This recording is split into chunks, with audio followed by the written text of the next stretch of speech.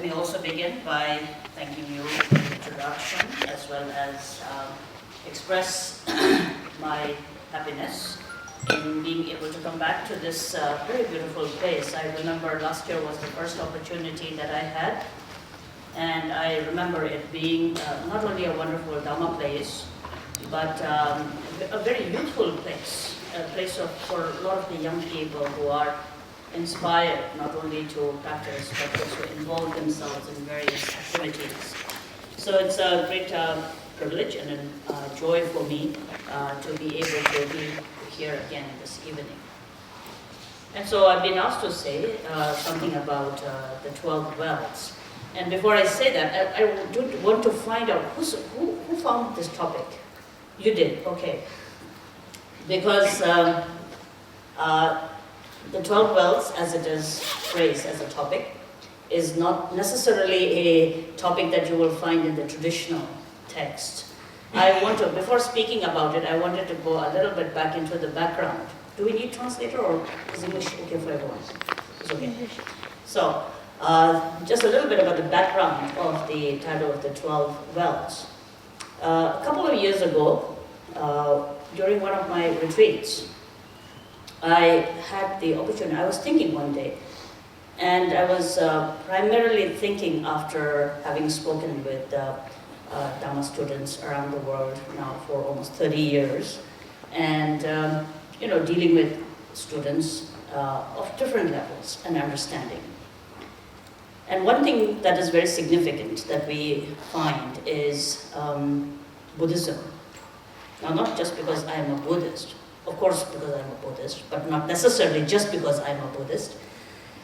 If you study world religion and the various philosophies and beliefs that are there in this world, we appreciate the fact, and that's one fact, and that every faith, every religion, every belief is profoundly beneficial and true. Today, especially in the world where we have so many causes of conflict, and most of it seems to be influenced by religious belief, it becomes extremely important for us to study world religion, and to not just study interpreted world religion, but to go back to the source of those philosophies and profound teachings. And then we find that each of these wonderful beliefs, religions, whether Islam or Hinduism or Christianity, Jainism, Buddhism, or whatever it is, and the different sort of schools and branches that have evolved from these great religions, evolved at a time in world civilization when they were most needed. And in that study, what we will find is, for example, what Islam was able to provide in the region that it originated. Perhaps no other religion, Buddhism or any other religion, would have such a profound, helpful, and beneficial effect as the teachings of Islam did in that region. Likewise with Hinduism, likewise with Christianity. Now, it's of course a different story together with that is interpretations over times have caused a lot of interpretations and conflict based upon those interpretations. That's a different story. But what we are referring to here is that all these world religions have so much deep meaning and tremendous wisdom and understanding that they are in themselves able to generate tremendous benefit for all sentient beings, human beings particularly, who study and practice them. However, despite all of that, what we find very unique in Buddhist teachings is that it is the only philosophy in the world that makes an individual human being independent. It makes you independent of another person, no matter whether that other is a god or a sort of a enlightened being or whatever it is. On a temporary note, of course, especially among the Asian countries, we have brought a lot of theistic ideas into Buddhism as well, especially within the Tibetan and the Chinese cultural. We have mistakenly almost begun to interpret the concept of Buddha as a god. So we poke the incense and we pray and we make 3 vows, and then we say things like long life and prosperity and wealth and give me this and give me that, may the year be good. Of course, this is a new year, beginning of the new lunar year, so this is the month where we make the most joystick aspirations, isn't it? So I poke 3 joysticks, make sure this year is a good year for me, that I don't die, my children find their job, that the son who doesn't want to marry marries, and then the business goes well, and the maid doesn't run away, and those are the kind of aspirations that we usually make. And because we have so much hope and fear invested in that approach, so what happens is we tend to not really deeply understand what the meaning of Buddha is. And we have eventually made Buddhas and Bodhisattvas, whether Cherise or Lokiteshvara or Tara or Pamasambhava or whoever it is, we've almost given them that kind of a conceptual relative belief of being someone out there. Now there's no harm in doing that. As according to the Buddhist teachings, we say teachings should be practiced in accordance to the level of a person's capacity and one's own potential. But that never has to be free from the understanding that Buddhism, eventually, if you really want to study Buddhism, Buddhism teaches the concept of non-duality, of the nature of emptiness and wisdom or luminosity.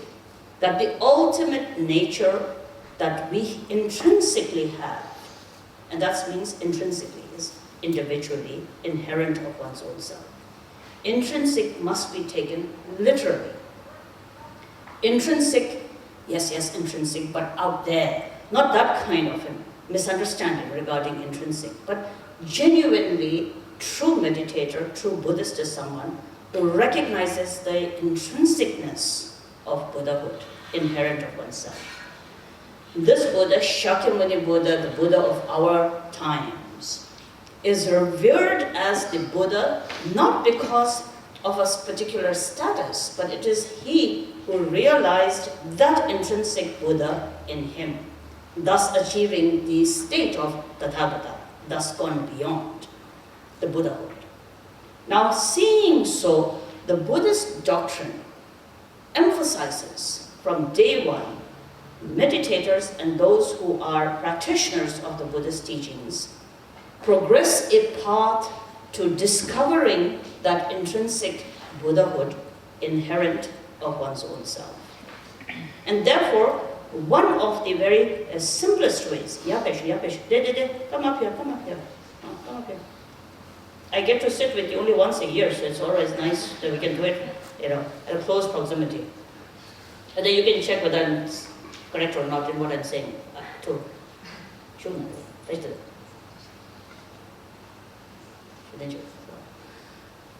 So therefore, from day one, the emphasis and the focus of the Buddhist teachings is to become independent, rely less and less on any outer source, whether for peace, whether for happiness, whether for wisdom, whether for any obtaining aspirations of any aspirations, and ultimately, even for this enlightenment, that you have to awaken that enlightenment intrinsic, that which is lying inherent, dormant, inherent of one's own self, where the focus and our habitual patterns are such that the constant attraction to the external being so very strong, that we begin to almost have that kind of a belief where we think everything is objective. Suffering is objective. Happiness is objective. Objective means something out there. So if I get that, then that will give me happiness. If I don't get that, that's going to give me suffering. I am in pain because of that. I am in happiness because of that. I have this thing because of that. And I don't have that thing and it's because of that. So the blame or the credit, both of them are often placed so much out there. That's what consumerism is all about. If you look at today, one of the things that I'm amazed at is when you go to these mega malls that are there, and if you really go into it, it's just incredible to think, who buys all those things? It's shelves and shelves of t-shirts, and only t-shirts, and jeans, torn jeans. And some torn from this way, some torn from that way, a t-shirt with something, a t-shirt with that thing, a t-shirt with a little logo that costs a double digit or 3 digits or 4 digit, some things that are cheaper, some with some... It's incredible to imagine all these shops that are there selling almost the same kind of things. And rows and rows and rows and rows upon this. And then you have to understand the psychology behind that. Is that, yes, you have 20 t-shirts at home, you just need 21 more. It's the same thing. And that's what we call by objectiveness. If I get that, that's going to make me happy. If I obtain this, that's going to make me happy. So a sense of so much of pursuit on the external is there that this draws our concentration outward rather than inward. And that's called ignorance. Not knowing the capacity of the subjective mind that is the actual true basis of everything. Happiness is intrinsic. You have to uncover that. In the same way, suffering is there because of the mind that produces it. It's a relationship to a certain event. For example, if someone scolds me, it's my relationship to what I have heard, the sound. If I embrace the sound, give it reality, allow it to exaggerate to such a degree that itself eventually becomes a monster that completely overwhelms my basic awareness, then it is not the sound's fault, it's my relationship to the sound. And therefore, subjective mind becomes the basis of whatever you create, whether happiness or suffering, or whatever it is. So Dharma, Buddhism teaches about working with mind, training with mind. And that's what we mean by the unique factor. People often, you have to, as students of Buddhism, you have to understand that Buddhism grew in India some 2,500 years ago.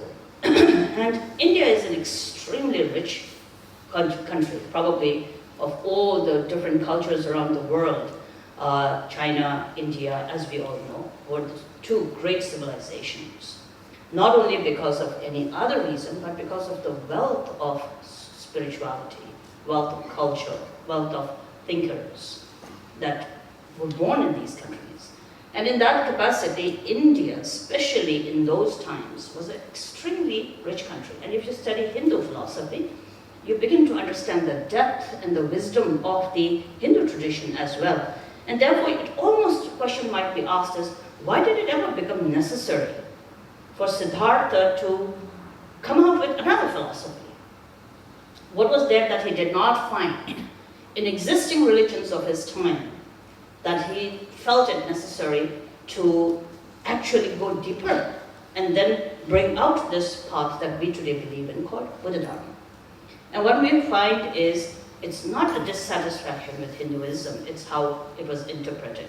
That there was so much reliance upon something external, blaming the external, crediting the external, that there was so much a lack of inner development of human qualities. That is what struck Buddha at that time. And he began to question whether it was at all possible for one to discover this power of a human mind intrinsic to oneself. If I learned to relate my mind to a certain circumstance in a positive way, what was the result? In the same way, if I allowed my mind to relate to a certain thing in a destructive way, what was the result? And so based upon that, we find Buddhism always referred to, beginning from the Buddha, as not a distinct religion, but more as a cultivation of the human mind, a way of living and a way of thinking that made a human being independent of the other, independent within one's own self, finding that power intrinsic of one's own self. So that's the very unique quality of Buddhism. Now, why am I referring to that? Is because given this fact, in these 2,500 years, from the Buddha himself, we also then find great masters of all traditions, within the Theravadan traditions, within the Mahayana, within the Vajrayana traditions, each of the Buddhist countries generating thousands and hundreds of thousands of great, great learned, enlightened beings and bodhisattvas who all, if you study their work, emphasizes that if you are referring to a Buddhist, if you're referring yourself as a Buddhist, if you've taken refuge, then that means you have entered a path where you are going to promise to yourself to becoming independent of the object outside and to realize the potential of the subjective mind. That mind is the basis of happiness. Mind is the basis of suffering as well. If you know the true potential of awakenedness within one's own self, there lies cessation of suffering. If the mind truly recognizes its true potential, therein within oneself lies Buddhahood.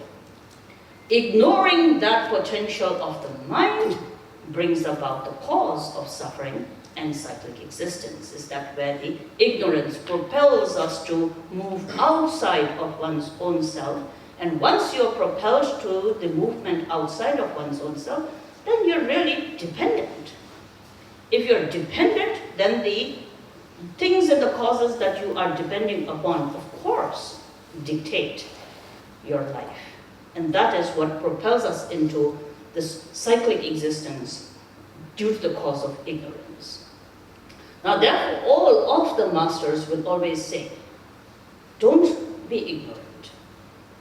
Now, how to not be ignorant is by then not only saying, I'm not going to go outside. You can't lock yourself and be sort of unrelated and sort of relating to any of the external factors.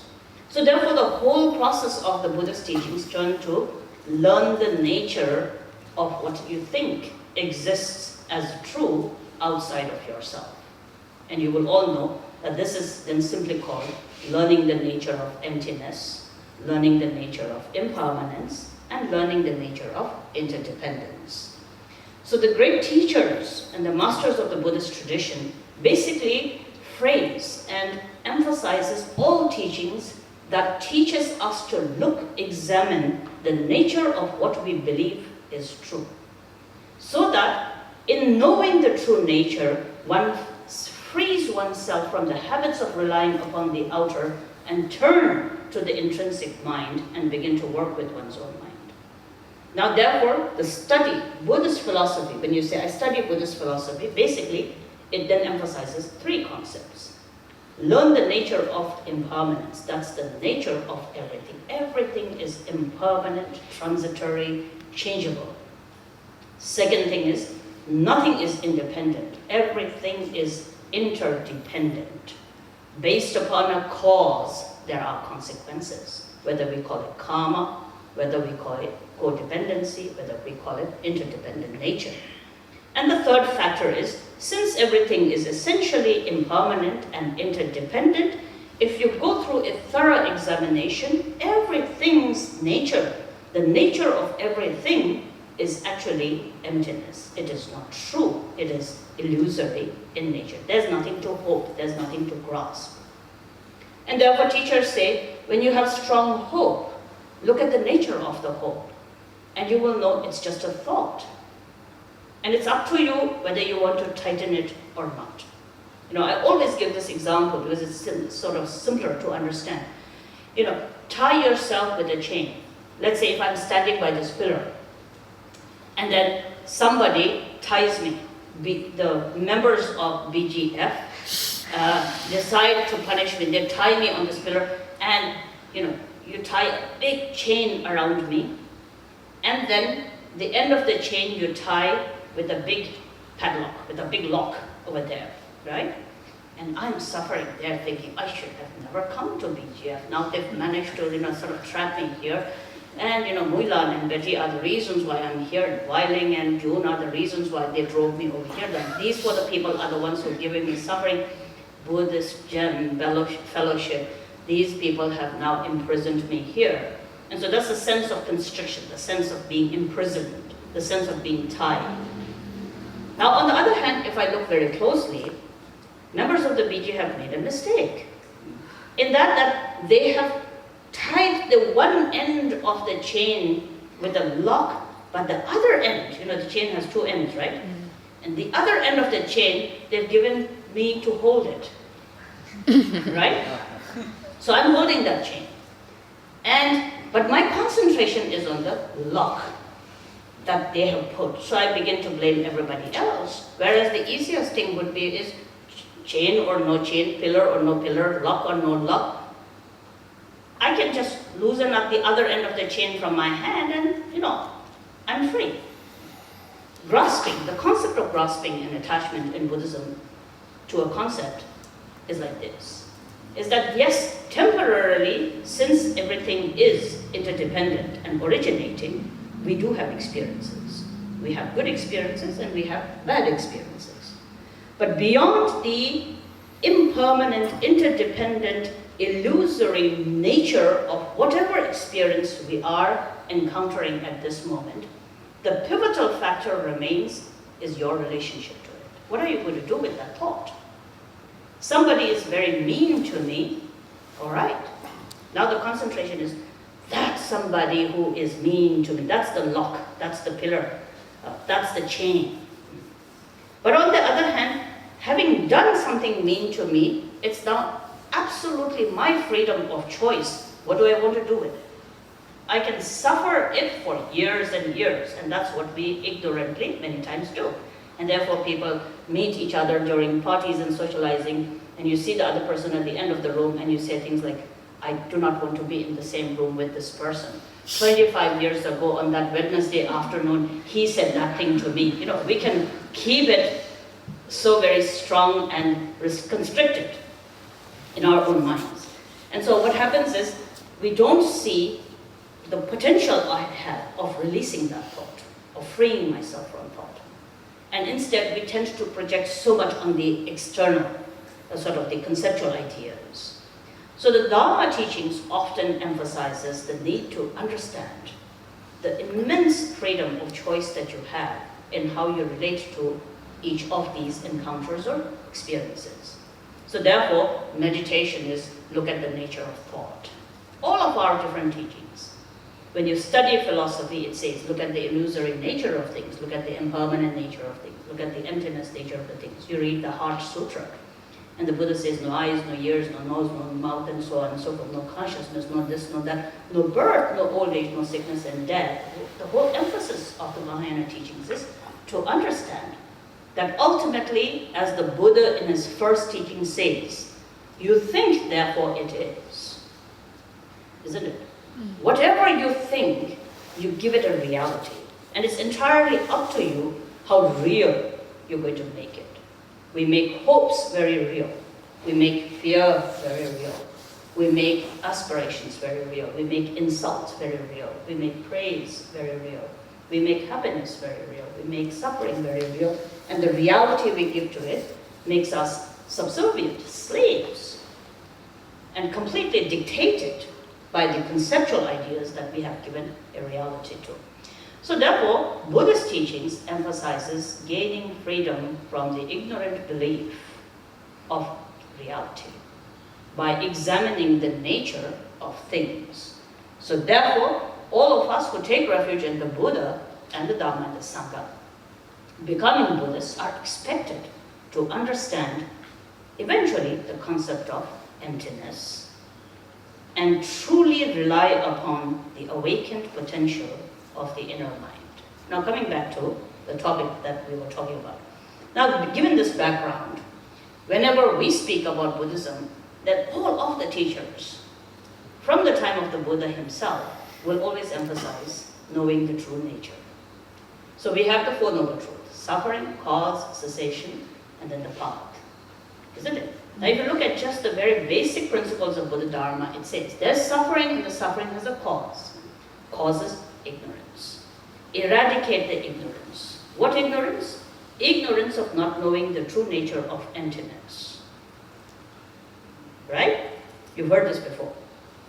And so eradicate the ignorance, and that is then the cessation, and therefore be on the path of knowing more the true nature rather than the ignorant belief of giving reality to something that might not be anything more than a projection of your own mind. So that's what Buddhism teaches. Now since the time of the Buddha, all all of the masters teach this, and they teach it with tremendous. Now when you think, why do teachers teach this in this way? Then you think of their great kindness and trust in human beings and their capacity of a wisdom mind that can understand this. So it's actually the masters and the great bodhisattvas and the enlightened teachers' tremendous confidence in ourselves as human beings with the capacity of a brilliant mind that can investigate, that can understand, that can realize the truth. So therefore it is then in Buddhism said, teachers teach with tremendous trust in the wisdom mind of the ones who hear, knowing that if they are taught, then they have the capacity to truly go beyond their own ignorance and limited capacities to being able to develop Buddhahood and realize Buddhahood intrinsic of one's own self. And it is with that trust that the teachers have taught in all of the countries for these last hundreds of years. Now, however, as I sat in the retreat, I was thinking, teachers have great trust in us, that's very nice. But how much trust do we have in our own selves? And so what happens is, over these last 30 years of speaking about Buddhist topics, I have noticed one thing, and it depends on countries. Each country is different and the dynamics of the countries are very different. But nevertheless, what I have noticed, one very significant thing is, in many places, people don't want to realize the truth. You know, the teacher sits there saying, you have to realize the truth of emptiness. The one says, yeah, but maybe first I should be a successful businessman. Then I'll realize the truth, right? And then also the teachers said, meditate. And today it's very popular. People always say, teach us how to meditate. But then yes, people do meditate. You're meditating, and here what do we meditate on? We meditate on the nature of emptiness. That's the supreme meditation. That everything else is concept. It's dualistic. It is based upon projection of your own mind, not being distracted by what are mere illusory projections of your own mind, returning back to the basic nature of emptiness. Nothing to look at, nothing to think about, nothing to feel, nothing to talk about, nothing to express, nothing to see, remaining within the true nature of emptiness. That's true meditation. And we all try that. But then your cell phone rings, isn't it? Now, is that true nature of emptiness? And it says, your daughter says she's not coming back home tonight. Emptiness disappears that way. Where is she? The reality of life, reality of hope and fear, reality driven by our hopes and fears and our habitual patterns are very difficult to break. And therefore, we're not talking about having to make a choice. But what I am referring to is that there's this whole community of practitioners who are slowly training to try hard to achieve enlightenment and realize the true meaning of emptiness. But while in the process of doing it, there is this whole sort of a section of your life which is so ruled by relativity and reality of relativity that it becomes very difficult to oftentimes be a Buddhist and have the view of the Dharma constant in everyday life. And during that time of the retreat, I was thinking about this, and as the retreat ended, I had the opportunity to go for a religious conference in the nearby region where the monastery is. And during that conference, there was an evening of we call it a satsang, like a prayer meet of the Hindu tradition. And one very wonderful teacher gave a teaching that evening, and then all of the devotees of the teacher began to get up and sing prayers and songs very melodiously, very cheerful, very happy. And what was very striking to me was how happy they were. I live my life as Buddhist, and I don't necessarily see so much happiness when you meditate. I'm sure you do. When you're drunk, for example, you must be very merry and happy. I'm not so sure. But the moment that you are in front of the teacher, there's one of the characteristics of the Buddhists. They're very serious. You know, it's the suffering and there's ignorance and everything is empty in nature, and don't be attached and don't be arrogant and let go of this and let go of that, and you can't be angry. And, you know, we're very much focused upon this, which is good. But then when it is not understood properly, it's a pressure. It's kind of a very sort of troublesome. So therefore, it set me to think about, perhaps there should be a way of also speaking about relative things in the process of attaining enlightenment. Be very careful. We're not saying choose this over the nature of emptiness or anything like that. It's not a question of choice. But it is pointing out to two things. Dharma that teaches the absolute truth, and in the process of that realization of the absolute truth, appreciating the fact of relative reality. There's a relative reality. You go to office, you have families, you live a life in a modern city. And therefore, how often are you able to take the view of emptiness into your office? How often will you be able to have a family dinner maintaining the view of emptiness and impermanence? So there has to also be some conversation and dialogue based upon living according to the teachings of the Buddha's teachings. And can there be some ways in which we spend time not talking about suffering, not talking about ignorance, not talking about emptiness, while they are the very ultimate meaning that needs to be realized, but also relative living. How can you incorporate relative philosophy of Dharma into daily life? So that was one of the sort of the triggering factors that sort of made me think about, can we talk about certain qualities that we can live life with? And that are in accordance to the Buddha's teachings, but are not necessarily so profound that you cannot sort of work with that within daily life. And therefore, of course, ultimately, if you can be free from duality and truly realize the nature of emptiness and illusory conceptualness, then that is the supreme. That's the approach that one should always take. But beyond that, there are other qualities that as Buddhists in daily life, we need to cultivate. And that is what I meant by wealth.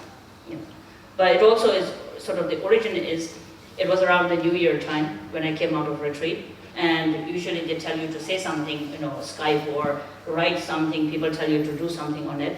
And so I thought it might be a good idea to write about it. And so the idea of 12 came just because it was New Year and there are 12 months in a year. It's not relegated to this. It could be 50 wealths, or 100 wealths, or 24 wealths. And I leave it up to each individual to look at the wealth that one is surrounded with. And of course, one of the other factors is, from the monastery, whenever the New Year is there, then we write a lot of New Year cards, as you all do. And being Asian, we always write, may this year be successful and prosperous, and may you have good health and wealth and so on. So that's a common wish that we all have. And so I was trying to play with the word wealth, and what did we mean by it? So when you say, may I be wealthy, what do I mean by that? Probably the first focus is, may I win a lottery, And we always think that wealth has much to do with money or success, as in ranking or whatever, all the power and so on and so forth.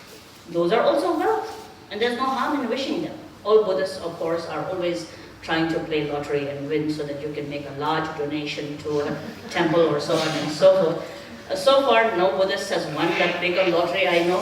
And even if they did win, I don't know how many would actually stand true to making that huge donation. I personally take myself as an example.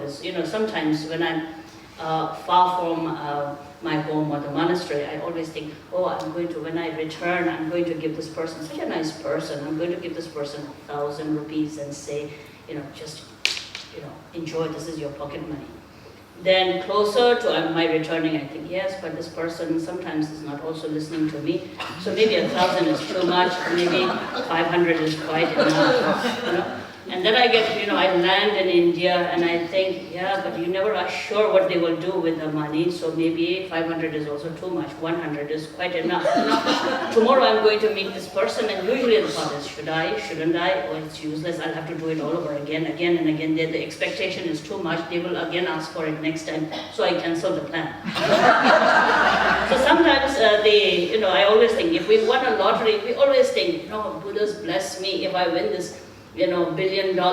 Recently in America there was that lotto which went for I don't know how many billions or something like that. And so many Buddhists wrote to me, please give us a number, if we win this 1 billion, I'm going to donate 25 million to the Sakyas, 25 to the Kajus, 25 to the Nyingmas and so forth. Nobody won, and even if they did, truly speaking, human mind is very tricky. We think something, and the actuality is very, very different. So therefore, wealth doesn't have to be always what we think is inaccessible. By wealth, I want people to also understand things that are very accessible to us, things that you already have. And therefore, we begin with a conceptual idea. You're all very wealthy. We are all very wealthy. If we choose to look carefully, there's no one more wealthy or luckier than we are. It is only a person with a very linear perspective to life. It is only a person with a lot of greed. It is only a person who is discontent. It is only a person who looks at oneself and never at the others, who may often feel that one has nothing. In comparison to the world and the situation of the world, in comparison to billions of sentient beings, there is no one more fortunate, more wealthy, more content, more happy, and with many reasons to be happier than each one of us. We are therefore very wealthy people. And one of the great wealths that we have is Dhamma. So therefore, the first wealth is the Dhamma, is the wealth of Dhamma, that we have, each one of us have found. What is there within the wisdom and the knowledge of the teachings of the Buddha that you and I do not already have? You have a brilliant human mind. You have wonderful karma. And therefore, again, it becomes necessary to say that I hear very often people say things like, I'm a beginner on the Dhamma. I don't know anything about the Dharma. Sometimes it is said out of great innocence and humility, and that's very nice. But many times people say it so that you have the excuse not to do what you should be doing. To be a beginner is a very nice and a comfortable spot to be in. The fact is that you are not a beginner. The fact that you today, among all the millions of sentient beings, billions of sentient beings, know who the Buddha is, know what the Buddha taught. You have been connected with the Dharma over numerous of lifetimes. This is definitely not the first time that you have met with the Dharma. Never listening to that mind that instills fear, hesitation, and doubt in yourself. Never listening to that mind that discourages you on the path of virtue. But being able to appreciate, instead of being discouraged, appreciate the tremendous capacity of a sane and a brilliant wisdom, intelligence that you have within your own mind. Knowing that, appreciating that, exert effort in cultivating the teachings in your life. That is the wealth of Dhamma. Wealth of Dhamma is, basically it all comes down to discriminating wisdom. A wisdom that can discriminate between what is right and what is wrong. Killing is negative. Taking life is negative. Lying is negative. Being greedy is negative. Being selfish is negative. Generosity is kind. Patience is necessary. Being able to progress on the path of wisdom and compassion is the ultimate potential and the most beneficial potential for yourself and the others. How many of us are there who do not already know this?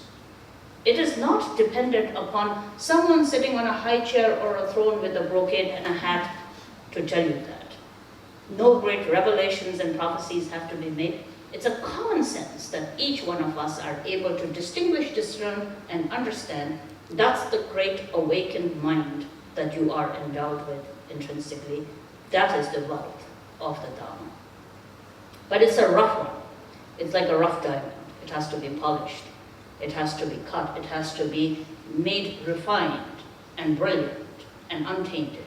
And for that, hearing the teachings, beginning with Sam Gom Drup, as we say, 4 steps to really preserve the wealth of the Dharma.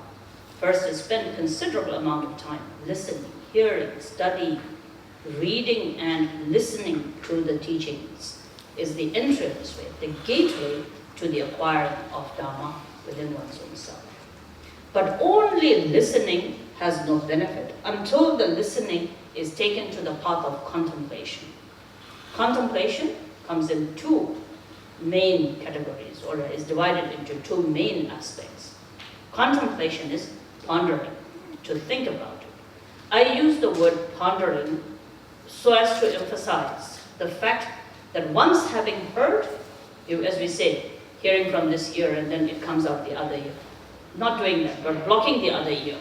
So that what you hear, you're able to remember, recollect, and think about it often enough, to repeatedly think about it. That's called pondering. Second aspect of contemplation is not only pondering, but investigate, check, examine. Examine again and again to such a degree that you are left with no doubt to the accuracy and the truth of what you have heard. We always say, when you hear the teachings and then you examine, you must bring it to a point where either you prove the Buddha wrong or you have no more doubt about the truth of what you have heard.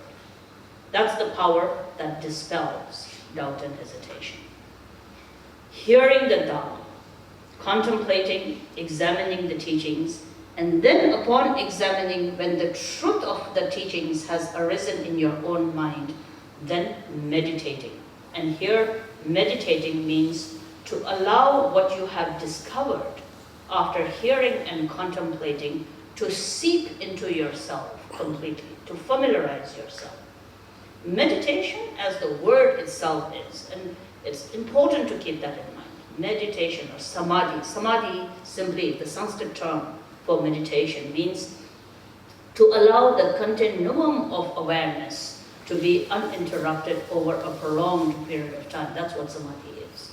Is that whatever you have heard and you have examined and then it seems true to you, you have to think about it, familiarize about it, maintain an awareness of it to such a point that it becomes your second nature. You become very familiar with it. And so the word in Tibetan we use for meditation is gom, which simply in English today people say meditate. Otherwise, in the actual language of Buddhist text, we don't say meditate, we say familiarize. Gom means familiarize, to become so familiar. And the example that I always say is, when you go to brush your teeth in the morning, and that's the simple one. Is you don't have to be very awake. You can be, your eyes are closed, it's too early in the morning, you can't even see very clearly, you're very groggy in the morning, and then you are going to brush your teeth. How many of you miss the toothpaste on the toothbrush?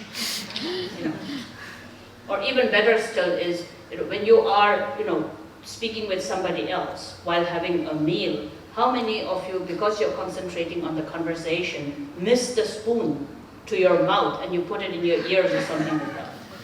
We don't do that. Why do we not miss? Even if your eyes are closed, you can put toothpaste on your toothbrush.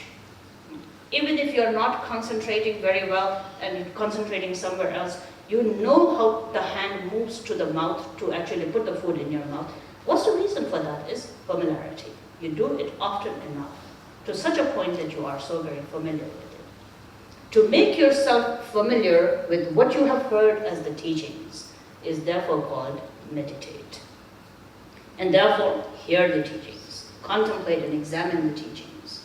Meditate on the teachings until it becomes so familiar to you that it becomes your nature. And that's what the bodhisattvas are about, is that they don't have to think about many things. It is just in their nature to be kind. It is in their nature to be patient. And that comes out of familiarity. And then it's not only meditating, but fourth aspect is cultivate it in your attitude and your conduct. Action is very important. Live in accordance with the Dharma. So the wealth of Dharma is intrinsic, but the wealth has to be made even more abundant. So when you say, may I have wealth, then the first wealth is, may I have an abundance of wealth of Dharma. And just as you save one coin after the other, just as you take one check into the bank and you make a fixed deposit, just as you save $1 into $2 and you make it into some kind of a good balance in your bank accounts, in the same way, cultivate that wealth, build up that wealth by hearing the Dharma, contemplating the Dharma, meditating on the Dharma, and then engaging in the practice of the Dharma. And that's why you build a beautiful place like this. Why would be this place ever necessary? This is where we build the wealth of Dharma. And therefore, that's the attitude one should have. In the same way, second thing that we could have an aspiration for is the wealth of good health. And I think that's very, very important. And I'm not the best example, but I think it is essential for all of us, especially in the Buddhist teachings perspective. We talk about preciousness of human existence and how rare it is. Indeed, it is rare. It is extremely rare to have a human life in the form that it is that you have.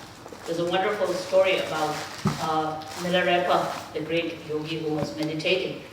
And it is said that he was meditating in his cave, and a few of the young people outside who were ridiculing Milarepa at that time began to point at him, and he was meditating very in sort of great discipline, and therefore he had become very thin and not necessarily very beautiful to look at, I think quite ugly actually.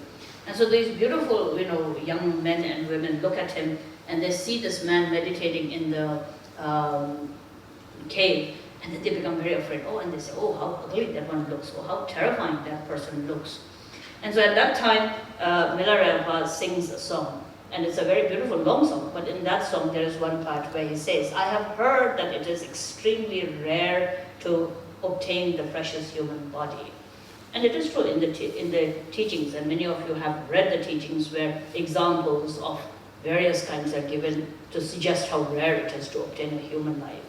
And so one of the simpler analogies that are used is, just as it is so rare to see the stars in the daytime, when the sun is in full shine in the sky, even more rare, you may be able to see a star in the mid-noon when the sun is shining, but more rare than that would be is to obtain a precious human birth. That's how rare it is suggested.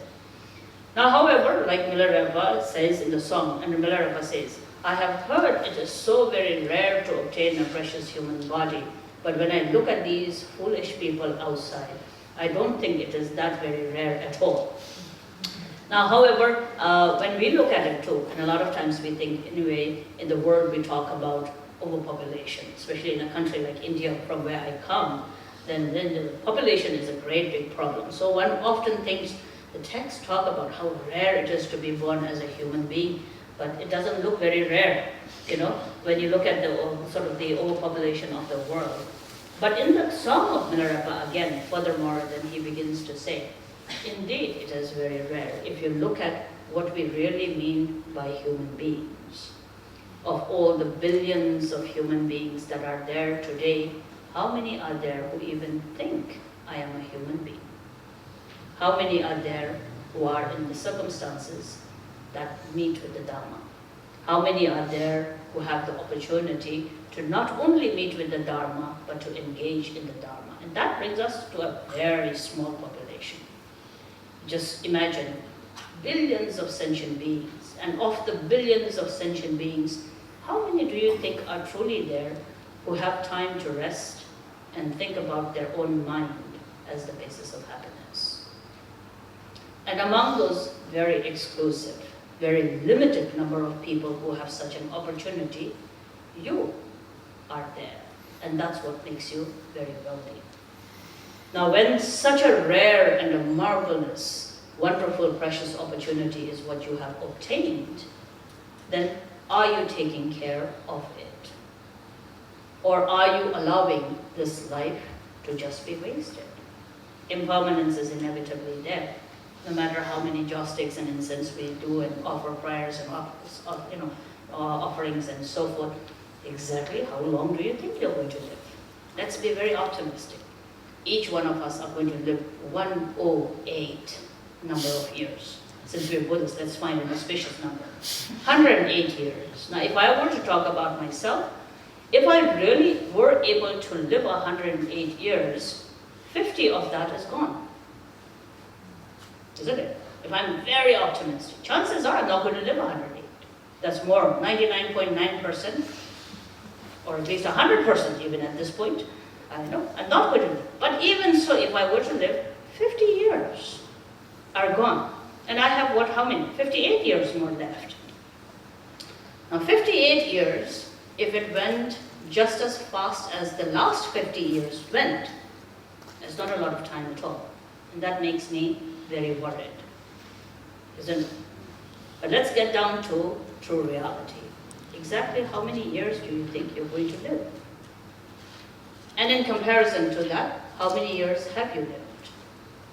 As a Buddhist, if we were to sit and think, today if it is the very last day of my life, what is there that I have done in this life that I can be proud and content and absolutely assured that it has been a life well spent? So therefore, thinking in this way, do not waste this life.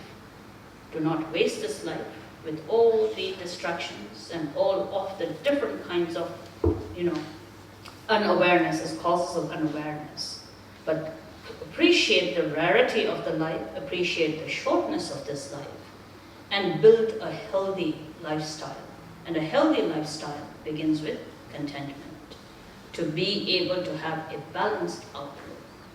Things that you have made into such incredible burdens and pressures. Hatred, aggression, not being able to forget and forgive others, bitter relationships, those things that make life sour and not pleasant. Is it really worth it? Could you not, in the very short period of time, appreciate a better health and a better life by correcting those relationships, by cultivating such ideas and such understandings that would allow you to have better physical health and better mental health as well. Therefore, appreciating the preciousness of human birth, have a good life, beginning with balanced outlook, whether it is in food, keep it balanced, whether it is in sleep, keep it balanced, do healthy exercises. I've always thought Buddhists should not have such a sedentary lifestyle, but that they should be active, they should be engaged. Laziness is one of the most destructive things that you can do for yourself. And Asians are very bad at that. The West tends to still be quite active, and overly active maybe. We're not talking about some of the Western traits of being overly obsessed with your health, good health. Now that it can become an obsession too, it can go to the other extreme. But then on the other hand, regaining some activity, being able to know that being lazy is unhealthy for you. And therefore, keep bringing yourself into a physical mode where you are active, mentally keeping yourself healthy, especially doing a lot of breathing exercises, different kinds of yogas that are there, eating balanced food, meditating, and most essentially, keeping your mind very, very happy and joyful, and allowing a lot of simplicity, simple outlooks to come. And this is something that I have also spoken about before within the context of the 12 classes, and I do want to share with you is, look at our great teachers, all of the great teachers who have so much of simple outlook to life.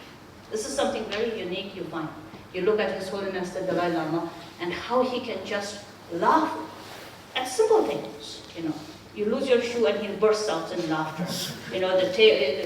Especially now that I'm talking about, there was one situation where there was this big ceremony that was happening. And His Holiness, it's always, people are so inspired to be around near His Holiness. So there are lots of volunteers who want to volunteer. And usually the advice always is, don't volunteer for those things or situations where you are in public, where thousands of eyes are looking at you, and then you have to do something where you become very self-conscious. But of course, the very attraction is to be with His Holiness as close as possible. So one of the things that a lot of people volunteer for is to serve water during a teaching or during a lecture.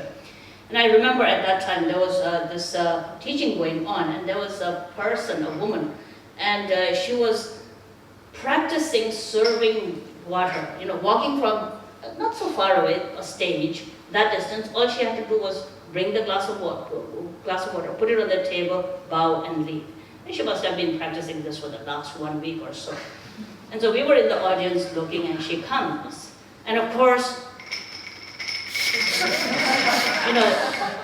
and when His Holiness is there, there are thousands of people who are sort of looking at you, and then you walk, it's coming. Of course, people start reacting to it. Laugh, it makes it worse. And so she walks up to the table, and then she puts it on the table, misses the table, it crashes to the floor.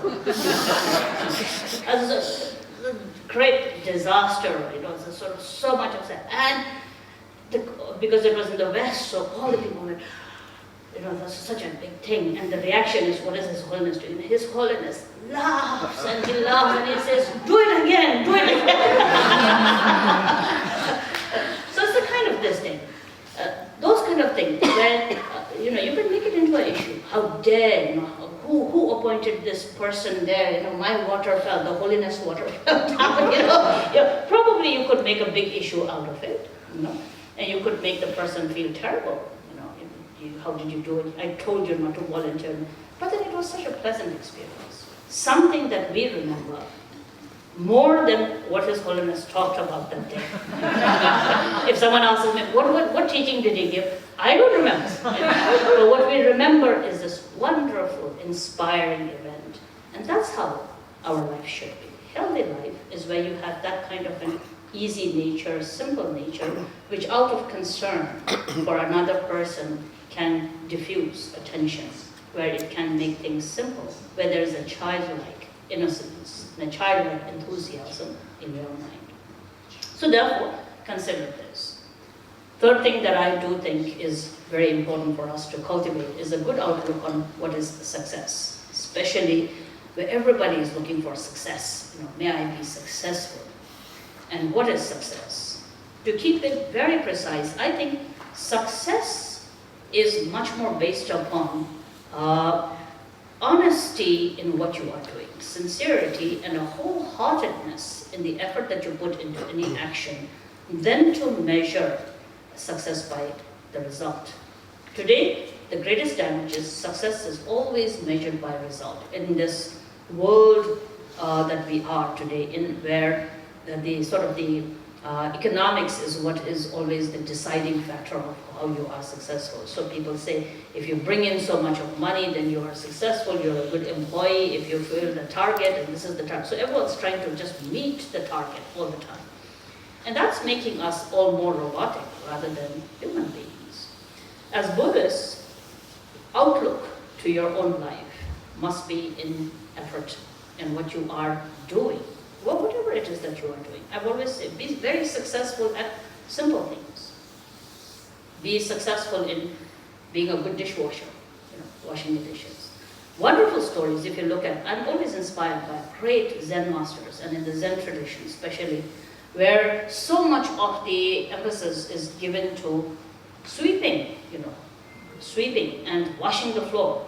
If you go to the Zen monasteries, spick and span, very clean, all the monks are allowed, always cleaning. And we grew up in that environment. Our teachers would make us. We swept and cleaned and polished the floors. Throughout all I remember of my teenage years is of, sweeping and polishing the floors all the time. And occasionally our teachers saying, we can easily know what kind of a future practitioner will this person be by how this person sweeps. And we always usually, that's a trick for them to get us to sweep the floor. But today, now when I look back, I really think, because it does. Whatever work you do, if you do it incomplete, if you're somebody who's used to the habit of starting something but not completing it. If you're somebody who is always having fantastic ideas but are never able to actualize those fantastic ideas, success never happens to these people. Therefore, it is very important to understand success comes when there is honesty. Success comes when there is patience. Success comes when there is an absolute sincerity. And most important, success comes when you are doing what you are able to do. Not push yourself into situations what you're not able to do. And so, for example, one of the things is Buddhists. Because my life is always in a monastery with the Buddhists, so all my examples are of the Buddhists, especially monks and the nuns. Monks and nuns, like yourselves, are often very inspired by teachings. And one of the teachings is on compassion and generosity. It's very important, by nature, spiritual people are very sensitive people. And so the emotion is something that you can sometimes really talk to, and their heart instantly are very inspired. So when we go through various teachings on generosity and we talk about great masters giving away everything and then being free of all the attachments, very often time practitioners and particularly nuns become very, very sort of inspired. And the very first thing they do is that they start giving up all the things. And we've had this problem in our nunnery, is that teachings on generosity, they go and they give away all the things. But the thing is, after 2 or 3 days, they all go back to get them. Because they then think, oh, I shouldn't have done that. Can I have it back? I remember many times, I may have mentioned this before also, there was this old nun that we all grew up with. She was our teacher. And she one day got very inspired by some teaching that Jetsun Khandro Rinpoche, the previous, gave. And she came back and decided to donate all our nunneries' cows to the neighbors who were poor so that they could have some source of income. Now, of course, all the cows from the nunnery were given to different neighbors, and the neighbors took them, very happy, thankful. But 3 days after, she sent all the nuns out to spy whether the cows that were donated were being taken care of properly or not. And so the nuns are going and hiding behind the bushes and are they treating our cows well or not? Most of the cows were being treated very well, but when we came back and told the older nun, the cows are all being treated very well, she was not satisfied. Because the cows were being treated well, but not as well as she was treating them. So we were all told to bring the cows back. So we went, we brought them back, the neighbors, some of them were very upset, of course. And so again, another few years passed, and then one day she had the fantastic idea to donate them again. So then we called all the people, please come and take the cows. Nobody came. They knew that we would go after to get the cows back again. So therefore, those kind of things are what I call sometimes when on the spur of a moments of inspiration, you do something that may actually be quite inaccessible to you. That's also the concept of compassion. People when they are practicing bodhicitta and compassion sometimes feel that I am unsuccessful. So they say things like, I'm not successful at being patient. I'm not successful in giving up attachment. I am not successful in being generous. The point is, you're trying to do something way prematurely. You try some things simpler. You try one thing at a time. You try with honesty, taking one step at a time, becoming successful in small measures. And that is what is meant by success, is that you do try to work with yourself with sincerity and honesty in those areas where you can.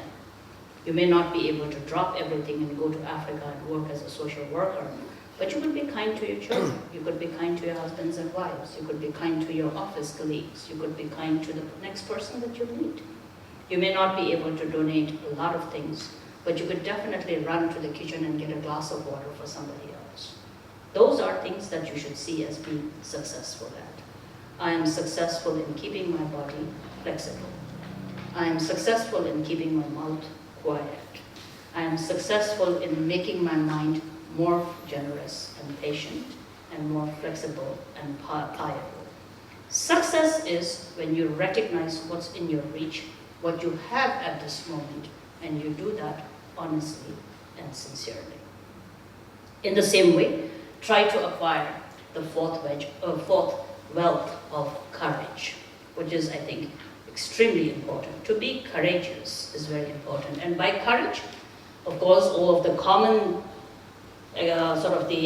meaning definition of courage is to be very brave. To be brave, as in to be a very able to go out in the dark, to wage a war, to win a battle. All of those are the very the conventional ideals of bravery. From the Buddhist teachings perspective is, every time you are able to give up one negative thing, you are being very brave.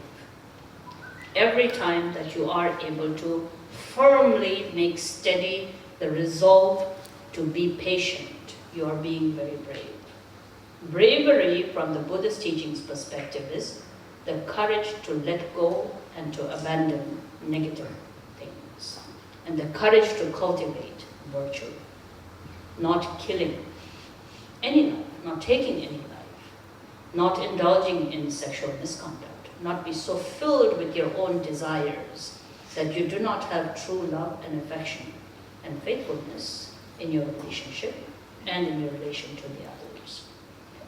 To be free from stealing, not taking what does not belong to you, not taking what has not been willingly given to you. When these three actions of the body are something that you are able to abandon, you are being very brave. You are being very brave when you can protect life, when you can save other lives. You are being very brave when you are faithful in your relationship. You have love and affection and concern for your family, for your friends, for other human beings. You are being very brave when you can share with somebody else. Our teachers used to say, even if you have one bread, Indian flat bread, which is called roti, I think you also call it roti here, isn't it? And so if you have one roti and there are 10 people around the table, if you can divide it into 10 pieces and share with the others, that's courage. Where you look at a table and there are, let's say, 6 people and 2 pieces of whatever nice thing looks over there, and you go directly for it so that you can satiate your own appetite, that's lacking courage. That's letting self-grasping and self-attachment take over. Where you can let go no matter how enticing it is, that's working with your mind very bravely. Being brave is to not lie. Every time you want to lie, you catch yourself and you let go of that moment. Being brave is not to be harsh with your speech, not to speak harsh words in such ways that it makes the heart of the other person bleed. Not to do that is courage. Not to gossip is an extremely courageous and a brave action.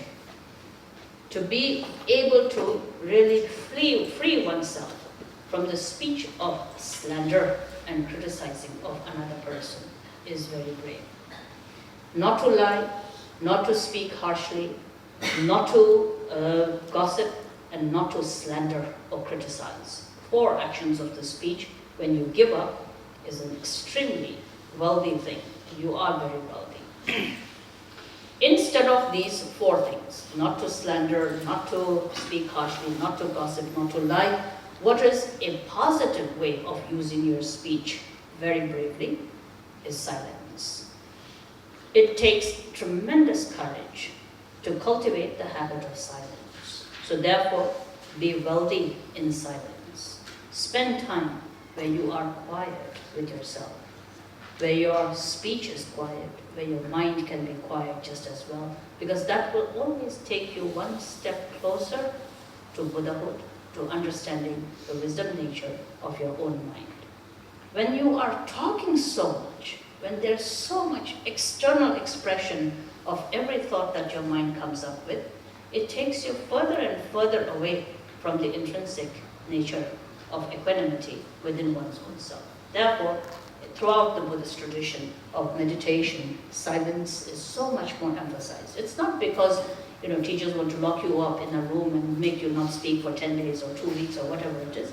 It just is that it gives you a chance to get closer to the wisdom mind, and speech is one of the most distracting factors. 3 things of your mind. The mind should be free from covetousness, to covet something. Therefore, letting go of covetousness and to wish others well is one of the very brave actions.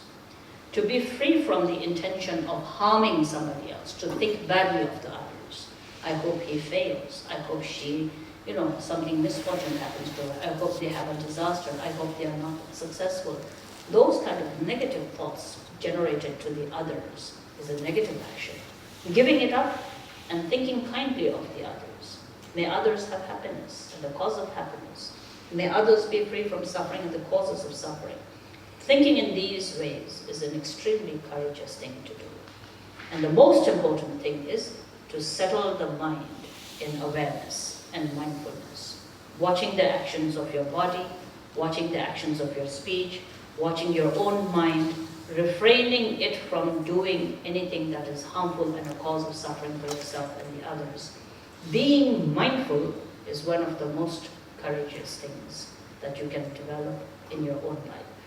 So therefore, look into one's own self. You have the wealth of Dharma, you have the wealth of good health, you have the wealth of success, you have also the wealth of courage, very accessible to yourself.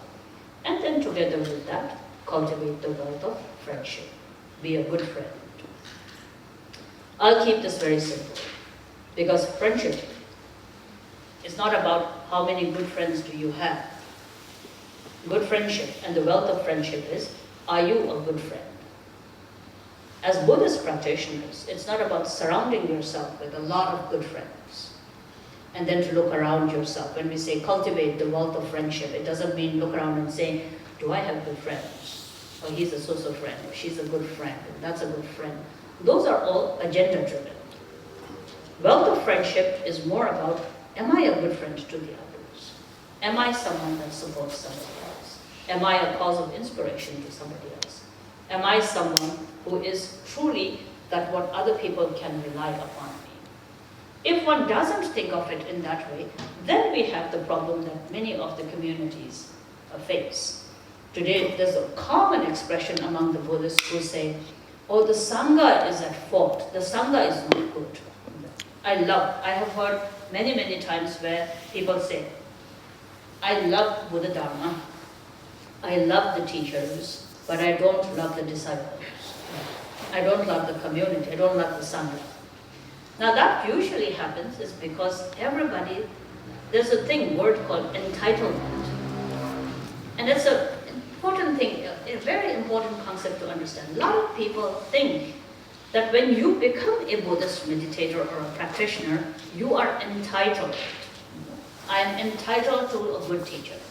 I am entitled that my teacher does what I want the teacher to do. I am entitled to a good Sangha. I am entitled to the Sangha doing what I want to do. And so much of the conflict happens is because 10 people in one community have 10 different ideas of what they are entitled to do. So there's a little bit of a lack of contributing from oneself and tremendous need from the others for one's own self. Why should I go to a Dharma center if the other people are not kind? Many people say that. Why should you go to a Dharma center? It's not that other people are kind to you. You go to a Dharma center so you can be kind to the others. Isn't it? So that's the kind of understanding that has to be cultivated. Wealth of friendship is when you yourself build your life in such a way that you become, what we say, the precious jewel that fulfills the wish of the others. When we make the aspiration, may I become like the great teachers, may I become like the Buddhas and the Bodhisattvas, may I also follow the example of Shantideva and Nagarjuna and so forth. When we say, oh, this is my teacher, what does it mean is you're trying to emulate what these great enlightened beings practiced. And therefore, here is the opportunity to emulate truthfully. By yourself becoming a basis of happiness and inspiration, sanity and patience for the others. So therefore, become a good friend for others. And in that way, build good friendship. When you are able to be a good friend to the others, definitely you will be someone who will have a lot of good friends as well. There's one person that I know who's always complaining. There's a person who has now for many years, maybe I think the first time I met this person must have been in 1990s, in the 90s itself. And now she's quite old. But ever since I met her, she's always trying to look for a partner. I want to find a good man, she says. I want to find a good companion. I want to find somebody who I can truly love and share my love and affection. And I always tell her something that I always sort of, as many teachers always do, yes, this is a good year, it'll happen this year.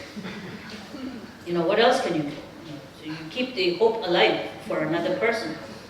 But the fact is that this is a person who goes and says the most obnoxious things ever possible that you could tell.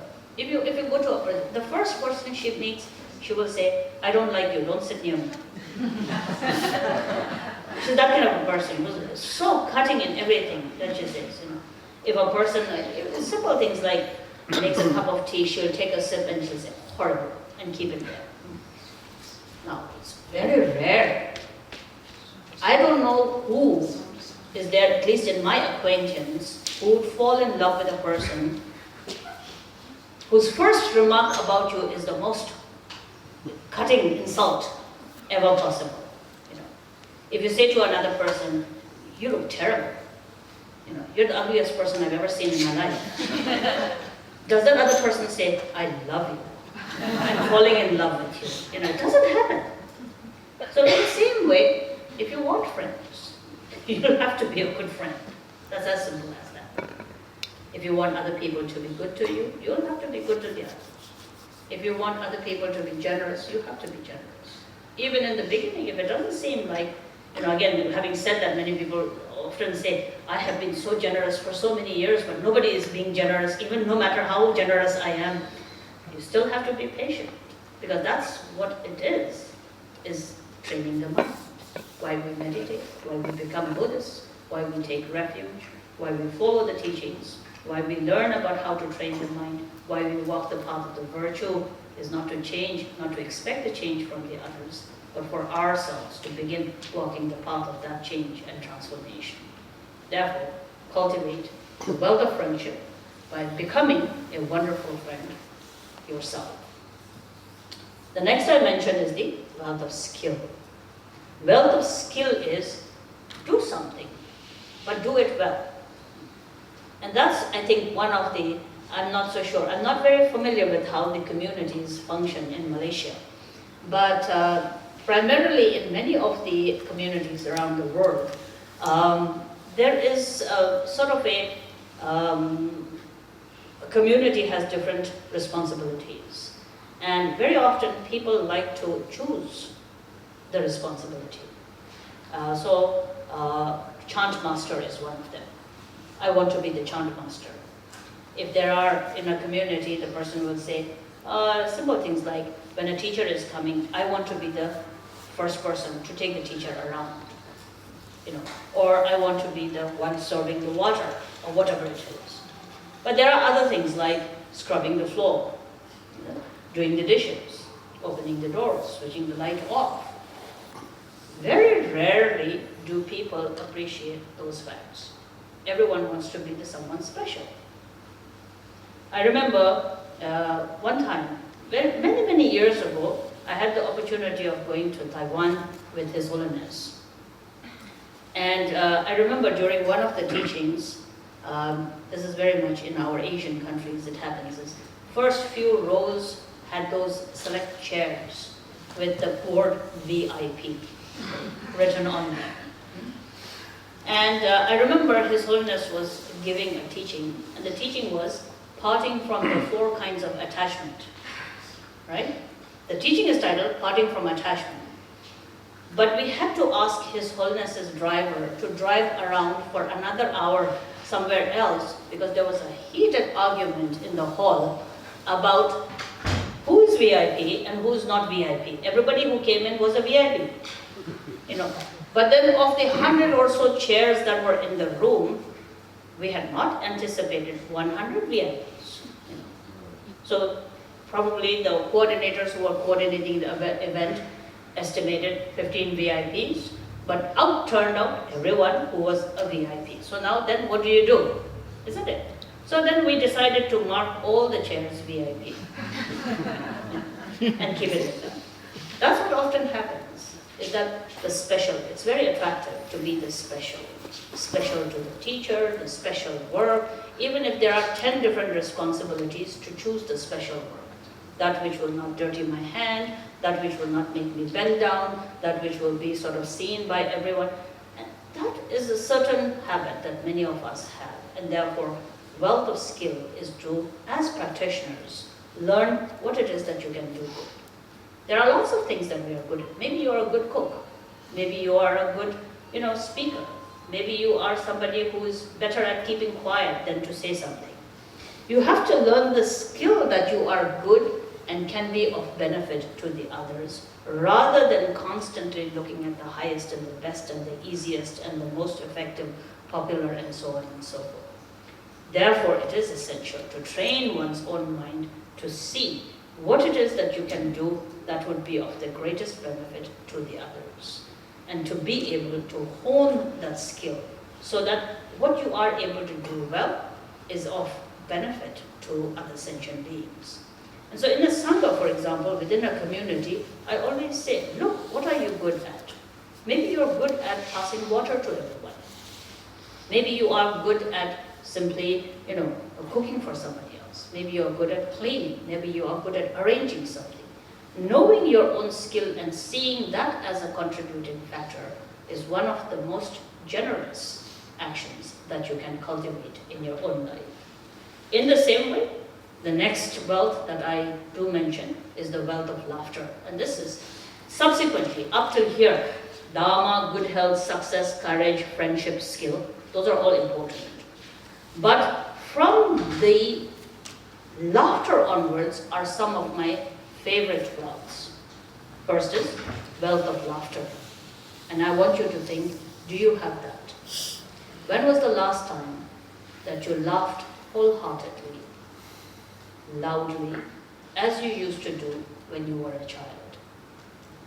You have to cultivate laughter in your life. It is always said in the teachings too, one who cannot laugh at simple things is one of the poorest of the poor people.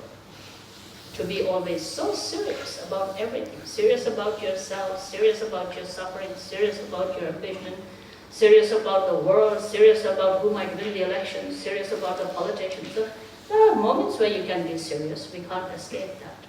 I'm not saying be frivolous, but I'm also saying cultivate laughter in your life. Life is short. It's a blessed life. There are so many things to celebrate. Cultivate laughter. Sometimes there are practitioners who are very learned, very great scholars, and they know so much of the Dharma, and they are very accomplished and great, sort of learned people. But I don't like to be with them. It's so cold, it's almost like sitting with an ice cube or something like that. So serious about everything. Now when you're very serious, then you become very critical. And so you have to examine in your life how much of sourness, bitterness has come into your life, where you look at something and you'll see something wrong immediately.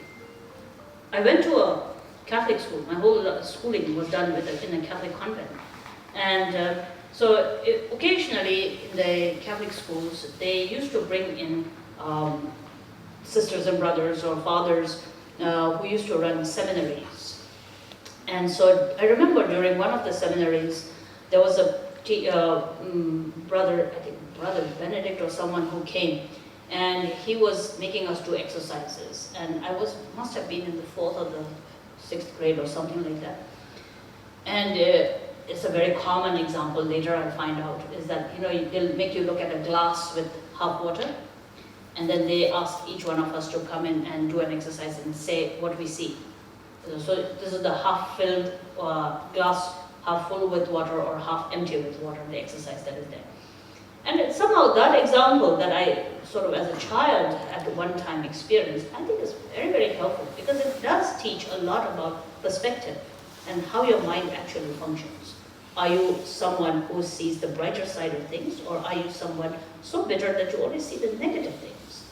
And today now, as I get older, my teachers used to warn me about that. They used to say, as you get older, remember, one of the worst things that can happen to you my teacher used to say, one of the most difficult things that you will experience in life is not to retire in time. You know, to wish to do one more year, do one more this thing, one more that thing. And that's a very difficult thing. So learn to give up when the time is right. The other thing he used to say is, as you get older, you will become more critical. The more you read, the more you meditate, the more you study, the more you think, the more you experience, and as you age, somehow, very often times, what happens is that same our understanding and knowledge and experience makes you almost become overly critical of other people and other things. And I watch that in myself, and it is very, very true, is that as we get older, there's a certain bitterness and a sort of cynicism. You know, you become very cynical about everything. 20 years ago, how easy it was for me to trust. Today I look at it and I think I trust, but I trust with a lot of calculations. How it's going to go right, how it's not going to go right. Somehow there are experiences of having trusted and someone having betrayed you, and that influences how your reactions are going to be. Now, when you add all of this up, we all end up quite bitter, quite cynical, quite eccentric, quite stubborn, rigid, hard, not so happy, lack of laughter. And so we're all good Buddhists, wanting to be compassionate to all the sentient beings. It's just that the sentient beings don't understand, isn't it? We want to liberate all sentient beings, but they have to do it the way I want them to do it. Otherwise, I'm not going to do it. And so there's a sense of that tightness and rigidity that arises.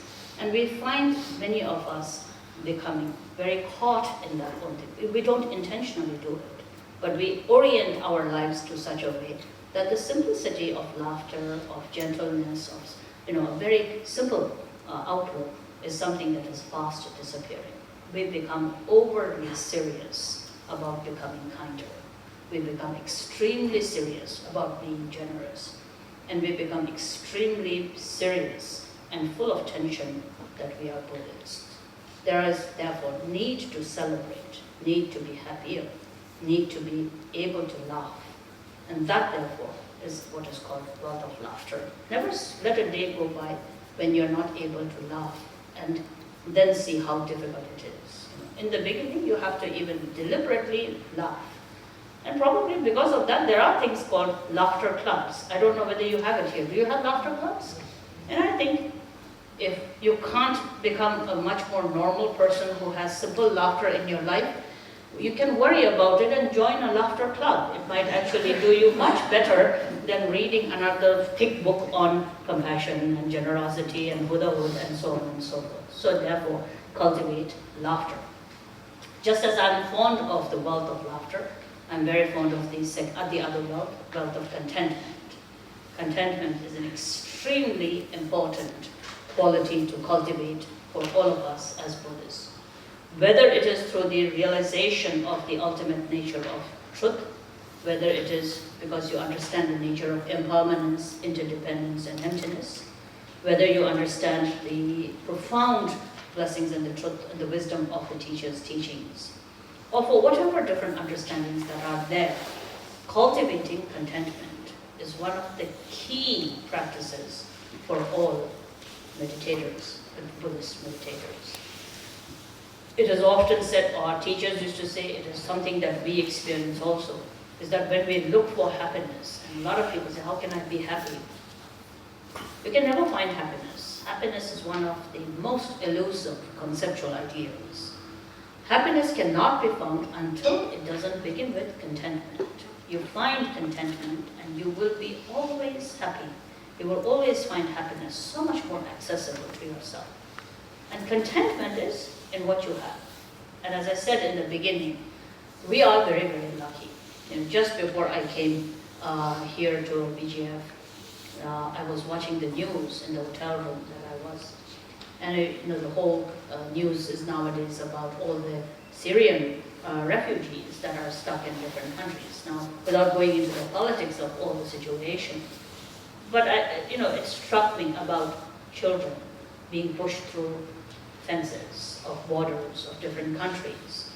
There was a news piece about a 3-month-old baby whose mother knew she couldn't pass through the border.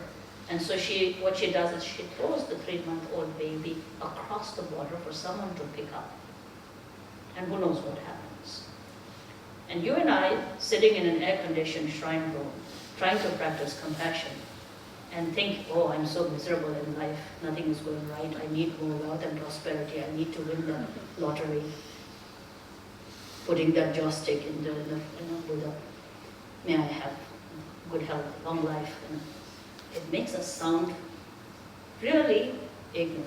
What could be more a mark of ignorance than us being dissatisfied and wanting more and thinking that we are unhappy, when in comparison to millions and millions of sentient beings, whether we think of a chicken in a slaughterhouse, whether we think about a baby suffering in hunger and thirst, whether we think about a person, young person dying of cancer, whether we think about beings in different hundreds and thousands of ways in which suffering is happening, you and I still thinking, I have problems. And of course we have problems. You have problems, I have problems. If we sit down to thinking about 12 different kinds of problems that we all face, we all have problems.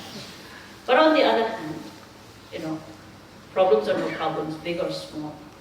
We're still very wealthy. We're very, very lucky people. And therefore, being able to find a balance in your life by appreciating the things that you have. Contentment in who you are as a human being. You are wonderful people. In the midst of all the madness and chaos that are there in the world, few of you are the hope of the world. And I don't say it in another way, but in a very heartfelt kind of a way. You are not necessarily killing somebody else. You are not necessarily deceiving someone else.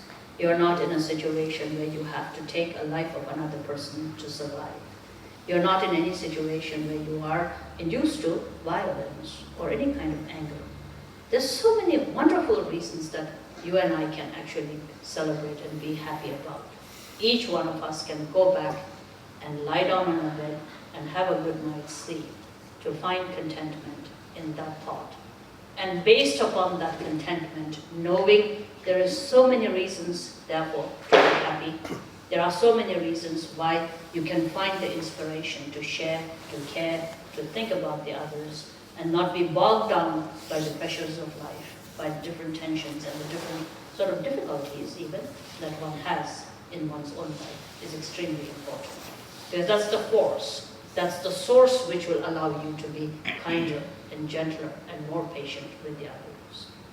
One of the things why we think I cannot be compassionate or more kinder or more patient is because we always think about half empty glass. That's the pessimistic outlook. When you learn to look at a half full glass, then that's a perspective, is that you can. You have today physical and the mental capability to be nothing but kinder and gentler to the other person. Who stops you from being kind to the other person? Tonight, before going to sleep, nobody is there, no power is there in the world that will stop you, each one of you, from saying something nice to the other person so that the other person is happy. By doing something that makes another person appreciate better his or her life. And therefore choosing those opportunities and finding contentment in the knowledge that you are equipped with all of these wonderful qualities is what I call the gift of a wealth of contentment. And then there's the wealth of humility and dignity. As practitioners, we have to learn to be humble. We have to learn humility. Arrogance and pride and ego, to be puffed up with who you are, is a clear sign of insecurity. People often say, what's the definition of arrogance? What's the definition of self-absorption and pride? To be arrogant is usually nothing. There is nothing called pride. There is nothing called arrogance. It's only insecurity. The more insecure you are, the prouder you will be, the more arrogant you will be, the more egoistic you will be. Therefore, not developing poverty mentality and insecure, but through the contentment that you build in your life, cultivate enough confidence of who you are, knowing there's so much goodness within oneself that does not have to be guarded in a persona of arrogance and of ego and pride. And therefore, one of the marked things that you think, and many of us are very, very lucky in that we were able to spend most of our life with great teachers. And when you observe the great teachers, one of the significant things that you find is the truest teacher is the most humblest one. It is only those who are extremely insecure of themselves that need to be wrapped in brocade, and today is the day of spiritual materialism, and it's amazing for us to see how people get fascinated with brocade and crown. I'm sure many of you realize that and do know about it, but I do want you all to understand one thing, is not to get lost in the pageantry and the grandness of all of the gold and silver. One of the great teachers that I really appreciate said one day, called it the remnants of the Tang dynasty. So, the world has moved on, but some of the Buddhists are still left with the impressions of the Tang, during the dynasty rules that were there, the Tang or the Ming, I don't know, whatever it is, but, all the gold and the sort of so and so forth, not to get lost in all of that. And that's doing so much of damage to Buddha Dharma. The big thrones and then the crowns and the brocades and then we can't do the simplest thing without making a big pomp and show about it. I call it the circus of Dharma. So the circus is in town when you say things like that. The carnival is in town. It almost looks like that these days. And then sometimes I tell our students to also say, I always say, look under the brocade. It's usually a plywood. If you look at the thrones and the table and all of those, there's a plywood with nails and wood, and then you cover it with the brocade, and you get fascinated with it. Sometimes I say, don't look at the brocade, look at the plywood. And sometimes these plyboards have termites eating them.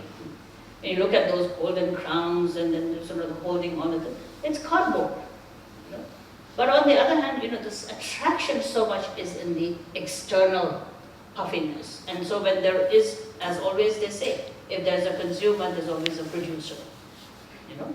And so therefore, when we allow ourselves to be so dictated by impressions of the senses, what your eyes see and so forth, we get lost. And the actual Dharma is completely hijacked in the circus of all the displays of all of this. So therefore, not being lost in that, because to a certain degree, each one of us are contributing to bringing some kind of degradation to the genuineness of the Dharma when we allow spiritual materialism to exist. Therefore, it is extremely important to allow oneself to understand and look at true teachers who in their quality will always find so much of humility. Once again, you take the example of all of our great teachers, but someone living and very close to all of you, it's His Holiness the Dalai Lama. Instead of a big hat, he has a visor sometimes, and that is also because the stage lights are so glaringly hitting his face. When he wears that visor, we call it a visor, isn't it? You wear a cap or a baseball cap or a visor. Many of you don't speak Tibetan, therefore you don't hear the comments when His Holiness is asked to wear one of those traditional hats. He will always say, do I have to? Then he'll put it on and for the briefest of the moment and take it out. But it is with so much happiness that he'll put on a baseball cap or a visor. And why does he do that? Of course, one way is to stop the lights from hitting his eyes, that's true. But there's a great teaching in that he actually is encouraging people to see simplicity and practicalness in the approach. Therefore, it is when we look at His Holiness and we see, he doesn't need to bow down and be so humble, and yet we see him so humble with each and every person that he meets. And I've been in the same room with other people, Tibetans, who look at what His Holiness is doing and then they go beyond and say, does he really have to do that? Isn't that too much? Does he really have to be that humble? He doesn't need to do that. But he does it. And that's a great teaching for all of us to understand. Is you see greatest humility in the most confident person. That's always one of the truest signs. So seeing and taking the example of these great teachers, practice letting go of insecurity. Therefore, it doesn't require me to say, do not be proud. Instead, I will say, don't be insecure of who you are. Be happy with who you are, your capacity. And therefore, all the previous wealths are applicable. When you are content, when you have a skill that you can hone, when there is good health, when there's Dharma with you, when there is courage to distinguish between right and wrong, when you are a good friend to the others, when that simple outlook to life is there, you will become very secure, because you are not trying to get things that are so inaccessible to you, getting things that are very accessible to you. You can be a good friend. You can be content. You can have laughter. You can have good health. You can have balance in your life.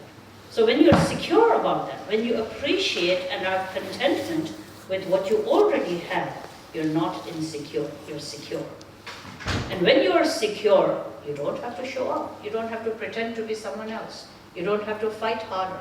You are happy when you are humble, whether people recognize you or do not recognize you. You don't have to be that extra special. One of the things, always examine, and each one of you take that as a homework, as an examination, and look around you, especially around teachers. Someone who is humble will always be the most learned, confident, realized person.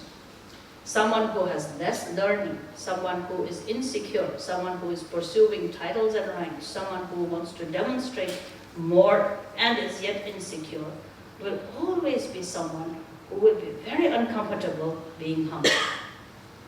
And it's something that sometimes I experiment with myself. And we have a lot of monks, Trubus, also some of those who have given themselves titles. Not necessarily others have given them titles, but you give yourself titles of holinesses and so on. It's very common these days. And sometimes when in a kind of a formal setting where each of the person has to be again given a certain place to sit and so forth, I usually watch and I find how much uncomfortableness is there, especially if you have one or two of your students along with you, because you've told your students you're very special. Now, but nobody knows you're special. So how do you now be special? You yourself can't go in the room and say, I'm very special. Others don't know you're special, but you want to be special. There's that very uncomfortable moment where you want others to know you are special, but they're not knowing that you are special. It's one of the most silliest things that will happen. Then you will look for the big chair, the VIP chair. But it's already preoccupied. They don't know you are a VIP. So then, sometimes when we are giving teachings and this kind of a situation arises, I look around and then I see there are 2-3 cushions empty at the back, but of course you're looking for the front row. There are no more places in the front row. So you won't sit down. Others won't get up for you. You will not sit at the back. There is no more chair in the front. It's a hilarious situation, which usually is very sad. It is very sad to watch. So oftentimes we ourselves can get into this situation. So be very careful. Be humble. Be content. Be able to enjoy the moment wherever you are without getting into all the trickeries of arrogance and pride. So therefore, be humble, but at the same time, dignity is also one of the things. Confidence. With dignity, I mean is be content and confident with who you are. Places don't make you. You are who you are. People knowing you or not knowing you, appreciating you or not appreciating you, or calling you something or not calling you something, is never going to make or break you. You know who you are, and being confident about that is called dignity. So be humble and truly be able to retain that confidence within one's own self. So therefore, that's the wealth. And then the next wealth is wealth of kindness. And that is an absolute wealth. Be kind to the others. Ultimately, whether you are learned or not, or you know a lot deeper, profounder philosophies of Buddhism or not, won't matter to you. At the time of death, what will matter the most is not how many teachers' names you know. It's not about how many different categories of Buddhism you know. It's not about whether you are Mahayana, Theravada, or Vajrayana. It's not about who your teachers are. It's not about how deep your philosophy is. Even if you can chant the sutras by heart and memorize all the difficult viewpoints and so on and so forth, those do not really matter much at that time of death as much as actions of kindness that you have done in this life. Kindness is something that you can be and do at any moment. It's the most accessible thing. Physically do things that are always kind. If you have to be, I always say people compete with one another. I think it's kind of similar in all our Asian countries. Among the Tibetans, we have one thing, is that if a person buys a television, everybody buys a television in the neighborhood. If a person buys a car, everybody buys a car. If a person buys a motorcycle, everybody buys a motorcycle. It's a sort of the Asian factor of, everybody having to acquire the same thing. So if you have to be competitive, and if you have to always keep up with everyone, be competitive about how kind you are. If somebody is doing kindness 1 time a day, you do it 2 times a day. If someone's being kind with body, speech, and mind 10 times a day, make sure you do better. If you have to be jealous in how kinder you can be. If you have to be really sort of competitive, then truly be competitive about how much kindness you can practice. Kindness in every different aspect, whether in kinder words, whether in kind thoughts, whether physically being kind. Always be the wealthiest person in being kind to the other person. Richest of the richest person sometimes is never truly able to be kind to even the people closest to himself or herself. But some of the people, someone like yourself, can be the most wealthy person because you are practicing a path that is encouraging you to be kind. Kindness is the very view of the Buddha Dharma. And therefore to say, I believe in the Buddha but I'm not being kind is very contradictory to the belief that you are keeping. In the same way, the second last wealth is the wealth of listening, which I think is extremely. Laughter, contentment, my favorites. But listening is another favorite of mine, is to be a wealthy person in being the best listener ever possible. There are just too many people talking all the time. And there's, in India we have a saying, all are kings and there is no subject. Too many kings and no subject. In a country there may be, everyone thinks I'm the king, but there's no subject at all. There are no citizens of the country. In the same way, sometimes this world is filled with people who have something to say, but eventually we have no one listening, isn't it? So when you think, how can I be a kinder person? If you really think, how can I be kind today? You could start by building the wealth of listening, to try and be somebody who will lend an ear. In this world today and the times that we are living, there's a lack of people who listen. Therefore, you have to pay those exorbitant prices to psychotherapists who will listen to you. I've been trying to understand, what does a psychotherapist do? I'm not very sure, of course, it's my guess. But from what I see in the movies or what I have read, usually they just let you talk and they listen to you. Isn't it? Something called downloading, I think it is. Yeah.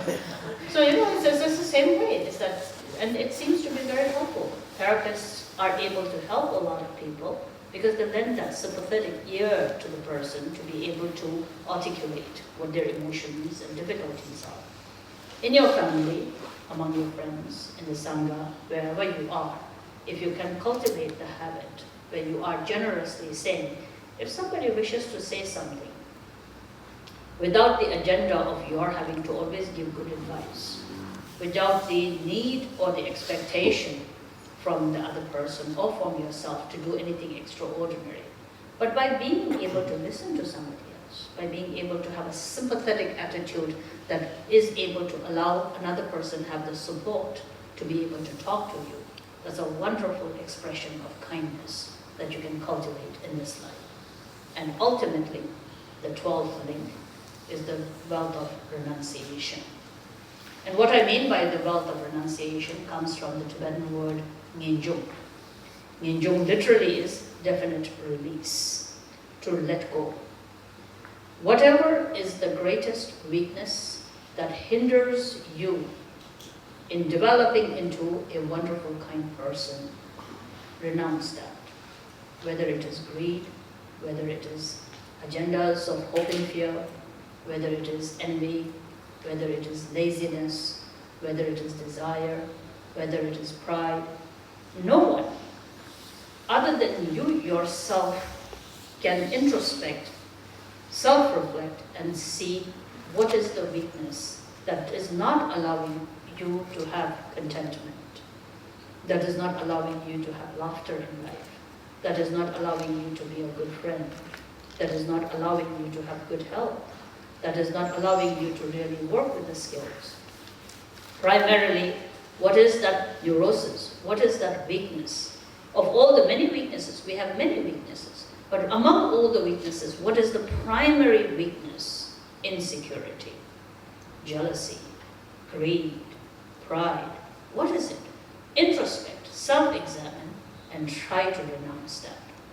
Knowing that ultimately, whatever we are trying to learn, whatever we are trying to meditate, however devoted we may be to the path of the Buddha's teachings, fruition and the result will never happen until you work with your own self.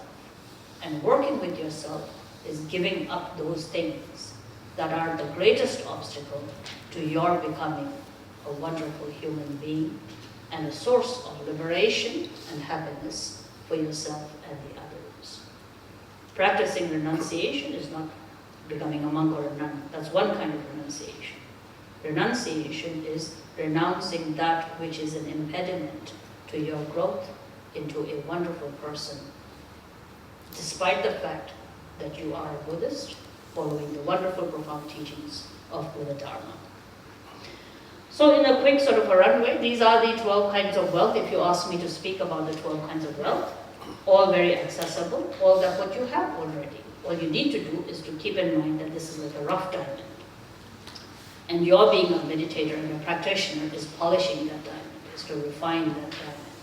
So work with Dharma, work with good health, work with success, work with courage, work with friendship and skill, laughter and contentment, humility and kindness, work with listening to others, and by letting go of those defects and negativities that impede your realization of your brilliant human mind. And as I said in the beginning, there are more than just these 12 wealths. Look around you and see the wealth that you are already endowed with. Treasure those. Not only just holding on to your wallets and thinking of that as the wealth, but look at all the wonderful qualities that you are endowed with as a human being. Working with that will definitely bring you much more closer to the view of the Dharma. And that may allow you to, in daily life, cultivate a lifestyle that may be in accord with the profound teachings of the Buddha. So with that wish, and also wishing you all a Happy New Year as we celebrate this new year. And of course, thanking all of you, members here of BJF. And it's a great pleasure to be here, whether you tie me to the pillar or not. So, it's always a great pleasure. So it's always also nice to meet many of your friends. So thank you very, very much. Sadhu, sadhu, sadhu.